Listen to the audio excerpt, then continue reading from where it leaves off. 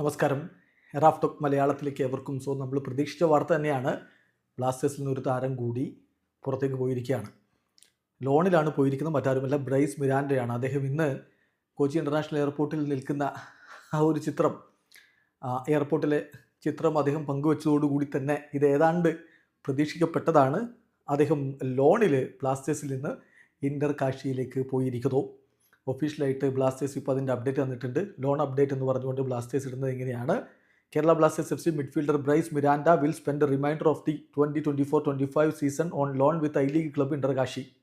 ഈ സീസണിൻ്റെ ബാക്കി ഭാഗം അദ്ദേഹം ഇൻ്റർ കാശിയിലായിരിക്കും ചിലവഴിക്കുക. We wish Bryce success and growth during his time away. Go smash it Bryce എന്ന് പറഞ്ഞുകൊണ്ടാണ് ഈ ഒരു ലോൺ അപ്ഡേറ്റ് നൽകുന്നത്. തീർച്ചയായിട്ടും അദ്ദേഹത്തിന് ബ്ലാസ്റ്റേഴ്സിൽ ഇപ്പോൾ പ്ലെയിങ് ടൈം ലഭിക്കുന്നില്ല.